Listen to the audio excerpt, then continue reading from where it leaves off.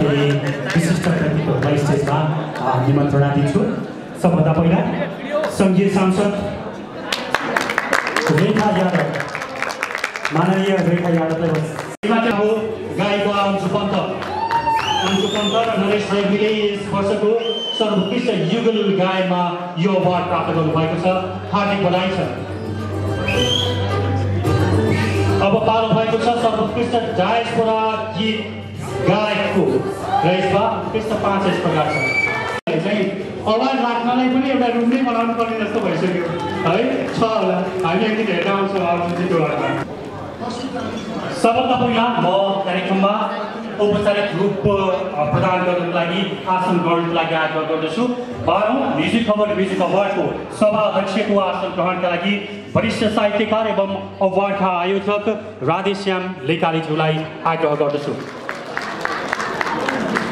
अब आसन ग्रहणको लागि हाम्रा प्रमुख अतिथिको आगमन यो प्रेक्षालयमा भइसकेको छ। 12औं म्युजिक खबर म्युजिक अवार्डका प्रमुख अतिथि संस्कृति पर्यटन तथा नागरिक उड्डयन मन्त्री बद्री पाण्डेज्यू प्रमुख अतिथिको आसन ग्रहणको लागि म हार्दिक आग्रह गर्दछु। आइपुग्ने क्रममा हुनुहुन्छ, आइ नै सक्नु भएको छ होटल परिसरमा। हामी यो प्रेक्षालयमा आउन साथ उहाँको स्वागत गर्नेछौँ। अब यसपछि विशेष अतिथिज्यूहरूलाई आसन ग्रहणको लागि आग्रह गर्दछु। माननीय रेखा यादव सङ्घीय सांसद हुनुहुन्छ।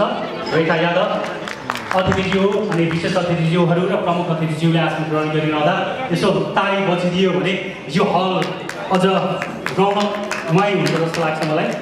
त्यसै गरेर बागमती प्रदेशका प्रदेश सभा सदस्य एवं पूर्व संस्कृति तथा पर्यटन मन्त्री बागमती प्रदेशका दिपेन्द्र श्रेष्ठ हाम्रो साथ आउनुहुन्छ। आसन ग्रहणको लागि आग्रह गर्दछु। चलचित्र विकास बोर्डका अध्यक्ष दिनेश जीसी हाम्रो साथमा हुनुहुन्छ। आसन ग्रहणको लागि आग्रह गर्दछु। हाम्रा कार्यक्रमका प्रमुख अतिथि संस्कृति पर्यटन तथा नागरिक उड्डयन मन्त्री माननीय बद्री पाण्डेज्यूको आगमन यो हलमा भइसकेको छ। जोरदार तालीसँगै हामी प्रमुख अतिथिज्यूलाई स्वागत गरौँ।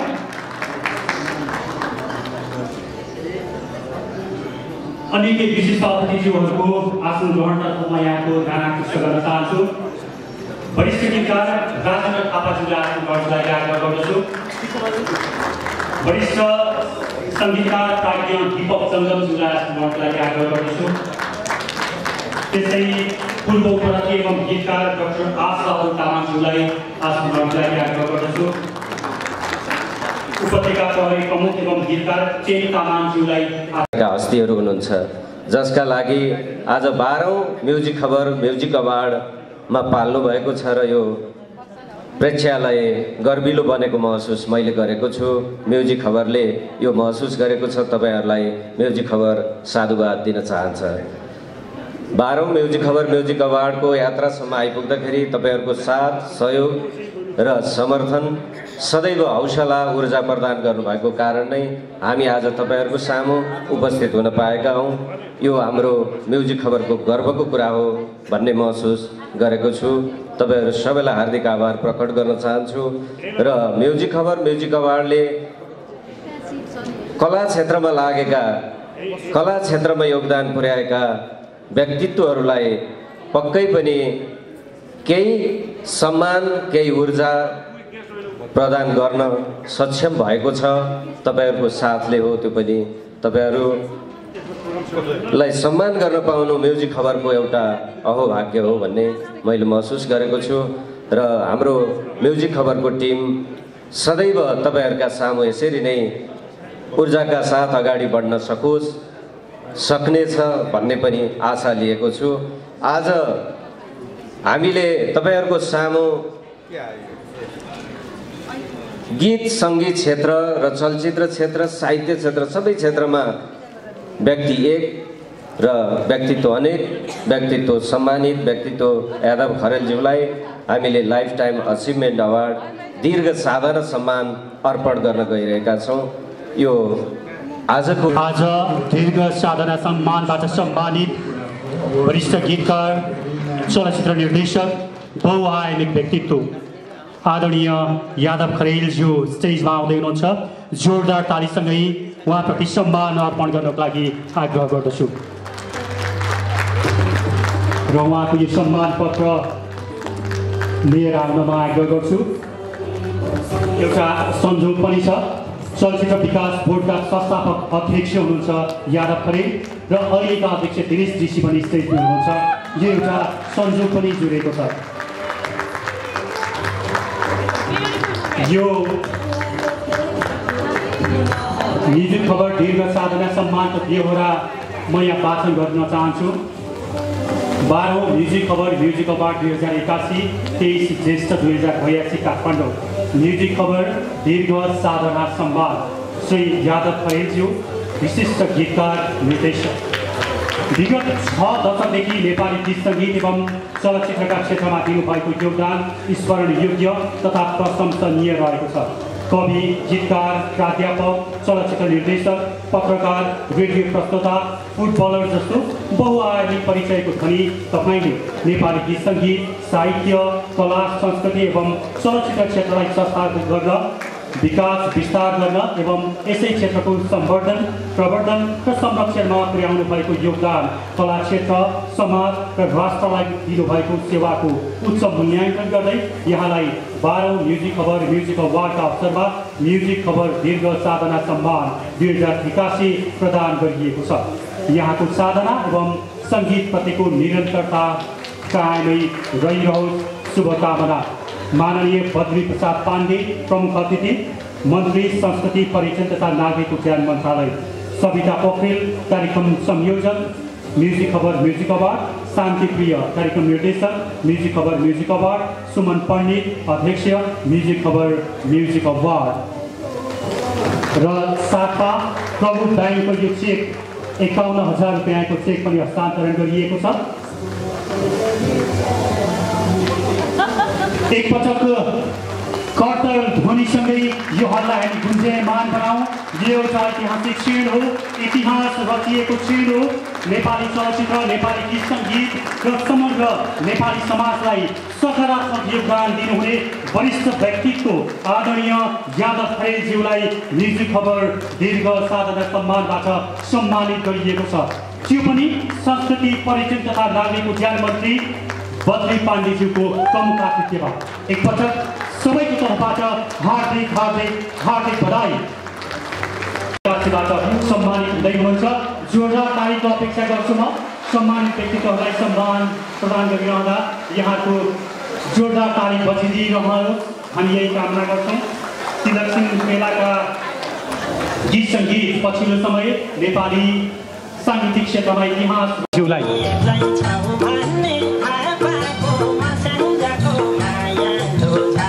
10 वर्ष, कम्तीमा पनि 10 वर्ष नेपाली साङ्गीतिक क्षेत्रमा अहोरात्र राज गरेका व्यक्तित्वहरूलाई यो सम्मानबाट सम्मानित गर्ने गरिन्छ। यस वर्ष खुमन अधिकारी सम्मानित हुँदै हुनुहुन्छ। खुमन अधिकारीज्यूलाई यो सम्मान पत्र प्रदान गरिरहँदा खुमन अधिकारी साङ्गीतिक क्षेत्रका चर्चित व्यक्तित्व हुनुहुन्छ। लोकदोहोरीको क्षेत्रमा त उहाँको नाम नसुन्ने र नचिन्ने सायदै होलान्।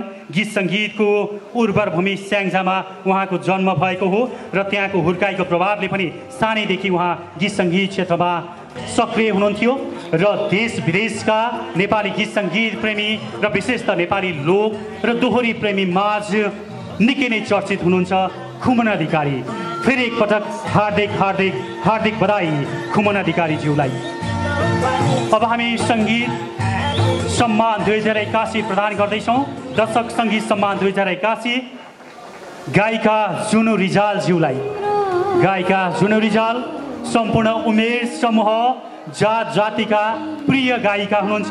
देश विदेशका स्टेज कार्यक्रमहरूमा सधैँ सक्रिय रहनुहुन्छ जुनु रिजाल। जुनु रिजाल नेपाली एक चर्चित र लोकप्रिय गायिका हुनुहुन्छ। मानिसको भविष्य उसको बाल्यकालको चरित्रले नै देखाउँछ भने जस्तै उहाँले पनि बाल्यकालदेखि नै साङ्गीतिक क्षेत्रमा आफ्नो पाइला चाल्नु भएको थियो, सक्नु भएको छ उहाँले। जोरदार ताली।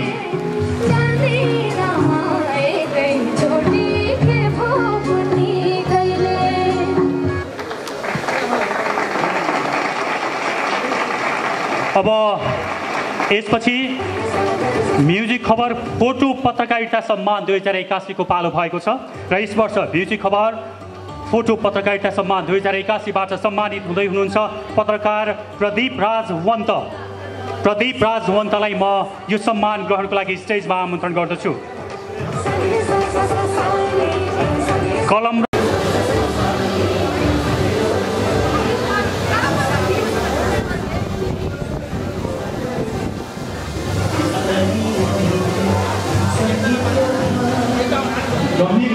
गम्भीर विष्ट यो आवाज सुनिरहनु भएको छ भने तपाईँको सम्मान बाँकी छ है, तपाईँको नाम गम्भीर विष्ट आउनु होला।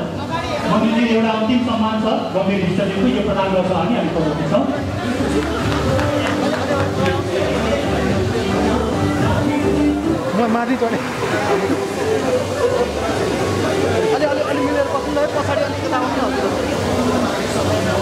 यो एउटा ऐतिहासिक क्षण हो। यादव खरेलज्यूको बारेमा तपाईँले अघि लेखिसक्नु भएको छ। यादव खरेलदेखि लिएर भर्खरै 15 वर्षमा 200 गीत रेकर्ड गरिसकेको बाल गायिकासम्म यहाँ सम्मानित हुनुभएको छ विभिन्न सम्मानबाट। र यो ऐतिहासिक क्षणलाई हामी क्यामेरामा कैद गर्छौँ। इतिहास लेख्नेछ यो फोटोले, यो भिडियोले, यो प्रमाणपत्रले, यो सम्मान पत्रले। त्यसकारणले यो क्षणलाई आफ्नो क्यामेराबाट, आफ्नो भिडियोबाट जतिसक्दो राम्रो निकालौँ, म यही आग्रह गर्छु।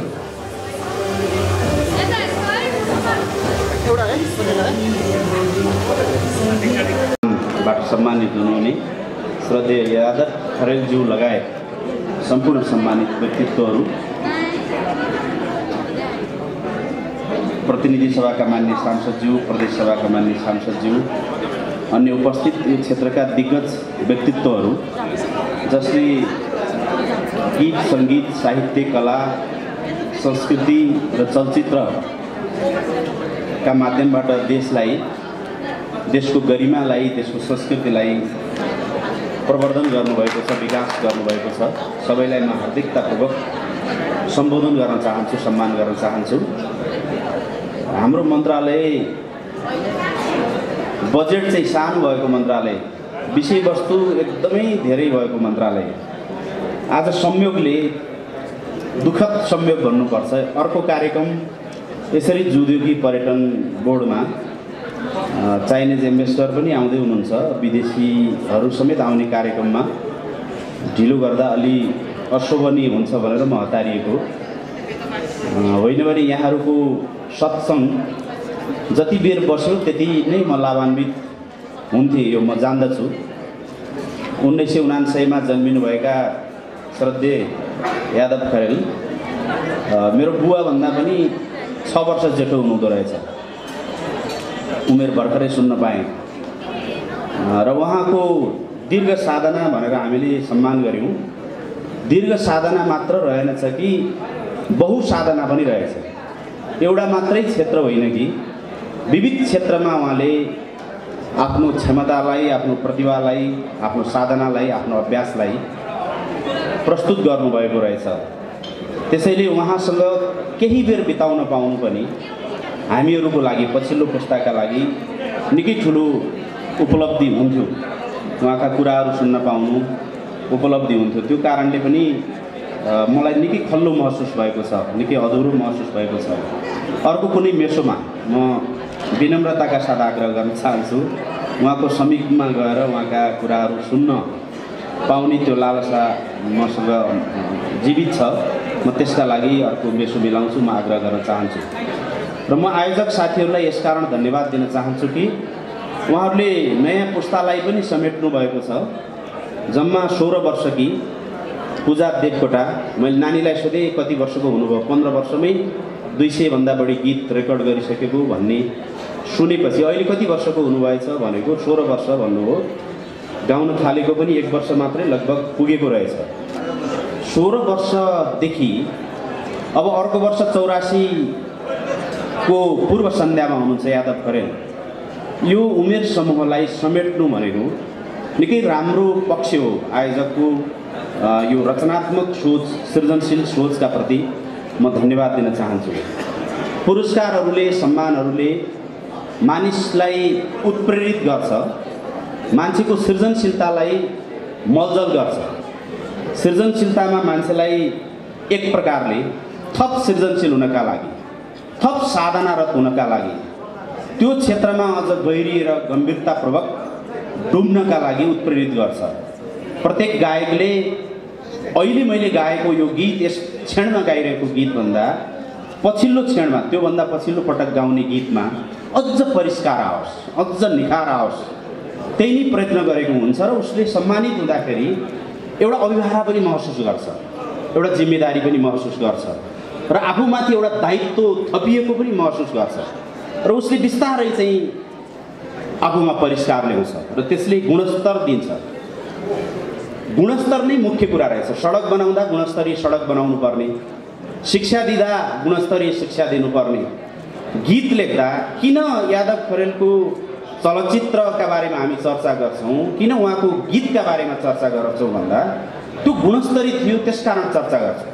हामी साराको ध्यान त्यतापट्टि आकर्षित हुन्छ, किन हुन्छ भने गुणस्तरीय भएका कारणले हुन्छ।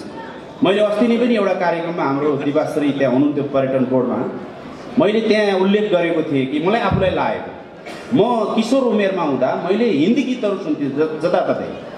गाडीमा नाइट बसमा चढ्यो हिन्दी गीत, बिहा व्रतबन्ध भोज पार्टीमा गयो हिन्दी गीत, कुनै पार्टीको कार्यक्रम सुरु हुनुभन्दा पहिले उद्घोषक आउनु, नेताहरू आउनुभन्दा पहिले हिन्दी गीत। मैले हिन्दी गीतका प्रति कुनै दुर्भावना राखेको होइन, तर हाम्रा गीतहरूले, नेपालका गीतहरूले यसरी विस्थापित गरिदिए अरू गीतलाई कि त्यसका पछाडिको एउटै कारण के हो भनेदेखि हाम्रा गीतहरूले गुणस्तर दिन थाले। त्यो गुणस्तर दिन सकेका कारणले स्वतः नेपाली गीतहरू स्थापित भयो। अहिले त हिन्दी गीत नेपालीले सुन्ने होइन कि नेपाली गीत भारतीयहरूले सुन्ने दिन फर्केर आएको, त्यो सबै गुणस्तरले गरेको छ। हो यो गुणस्तरीयता, थप गुणस्तरीयताका लागि यस्तो सम्मानहरूले काम गर्छ भन्ने मलाई लाग्छ। सानो बहिनी, हाम्रो 16 वर्षको बहिनीले समेत आगामी दिनमा हो यादव खरेलको उमेरमा पुग्दै गर्दा यो बहिनीलाई हामीले यसरी नै उत्प्रेरित गर्दै गयौँ, सम्मानित गर्दै गयौँ र हामीले उहाँको बहिनीको सृजनशीलतालाई अझ उजागर गर्दै गयौँ, उजागर हुने वातावरण दिँदै गयौँ भने भित्रको प्रतिभा अझ प्रस्फुटित भएर आउँछ। भित्रको अन्तरमा भएको सुसुप्त अवस्थामा रहेको त्यो प्रतिभा प्रस्फुटन भएर आउँछ। यो काम चाहिँ जुन आयोजक संस्थाले गर्नुभएको छ, यो 12औं संस्करण र 12औं पटक गर्दै हुनुहुँदो रहेछ, त्यसका लागि म धेरै धेरै धन्यवाद दिन चाहन्छु। र वास्तवमै हाम्रो देश संस्कृति, विविधतापूर्ण संस्कृतिले भरिभराउ छ हाम्रो देश। यसपटक भाषा आयोगले भन्यो कि नेपालमा 131वटा भाषा छन्।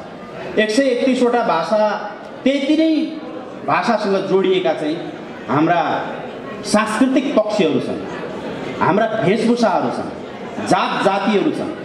यो सबै कुराले के गर्छ भने नेपाल सांस्कृतिक हिसाबले सम्पन्न छ, समृद्ध छ। फेरि हाम्रो संस्कृति, हामी 131 भाषा, त्यति नै जाति, त्यति नै अरू जुन खालको हाम्रो विविधता छ, त्यो विविधताको हामीमा अन्तर्घुलनले हामीलाई थप मजबुत बनाउँछ। खालि के मात्रै हामीले विचार गरिदिनु पर्यो भने अर्काको भाषालाई सम्मान गर्ने त्यो हाम्रो संस्कार हो, त्यो हाम्रो सहिष्णुता हो। अर्काको धर्मलाई सम्मान गर्ने, अर्काको वेशभूषालाई सम्मान गर्ने, अर्काको तौर तरिका र संस्कृतिलाई सम्मान गर्ने त्यो हाम्रो आफ्नो परिचय हो, पहिचान हो। यो अन्तर्घुलनले हामीलाई कमजोर बनाउँदैन, हामीलाई बलियो बनाउँछ। एउटै फुलबारीमा फुलेका विविध फुलहरूले जसरी फुलबारीलाई सुन्दरता दिन्छ, एउटै प्लेटमा राखिएका सलादको हरियो सलाद, काँक्रो, सेतो मुला अथवा रातो गाजर त्यसले जसरी सुन्दरता दिन्छ, समावेशी नेपालमा हाम्रो विविधतापूर्ण संस्कृतिले त्यत्तिकै हाम्रो सुन्दरता, हाम्रो गौरव, हाम्रो पहिचानलाई माथि उठाउँछ। त्यो दिशामा आगामी दिनमा यहाँहरूको भूमिका रहनेछ भन्ने कुरा म विश्वास व्यक्त गर्न चाहन्छु। प्रत्येक समाज एउटा एक प्रकारले देखिने भौतिक पक्ष पनि हो। म मान्छे अथवा कोही पनि आज सम्मानित हुने व्यक्तिहरू बाहिरबाट देखिने यो एउटा भौतिक पक्ष हो, तर उसभित्रको प्राण तत्त्व, उसभित्रको संस्कार, उसभित्रको संस्कृति भनेको उसको वास्तविक पहिचान, यो अभौतिक वस्तु कुनै पनि समाजलाई बचाउने, दीर्घजीवी बनाउने, लामो समयसम्म लिएर जाने भनेको त्यो अभौतिक पक्षले हो। कोही विदेशी आयो, विदेशीले केवल नेपालको भूगोल हेर्दैन, केवल नेपालको प्रकृतिलाई मात्रै हेर्दैन, त्यसभित्रको कथा हेर्छ, त्यसभित्रको दर्शन हेर्छ, त्यसले बोकेको सन्देश हेर्छ। त्यो सन्देश महत्त्वपूर्ण र मजबुत कुरा हो। त्यो भनेकै संस्कृति हो। जसरी मानव शरीरमा प्राण छैन भने मानव शरीर चल्दैन, त्यसरी नै प्रत्येक समाजमा यदि संस्कृति छैन भने त्यो संस्कृति चाहिँ चल्दैन। त्यो भौतिक वस्तुले मात्रै संस्कृति चल्दैन। भौतिक वस्तुले होइन कि भित्रबाट संस्कृतिको पक्ष प्राण तत्त्व चाहिँ जीवित हुनुपर्छ, जीवन्त हुनुपर्छ, प्रखर हुनुपर्छ।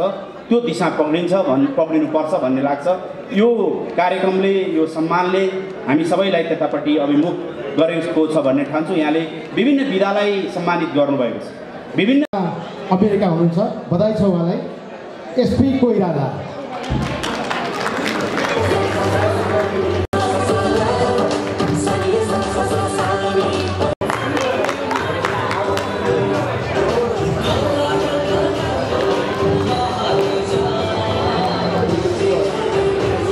यतै बस्ने, यतै जान मिल्दैन त।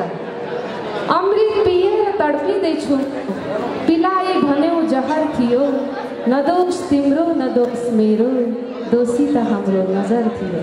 धीरज त्रिवेणीको सबैजना पछाडि पनि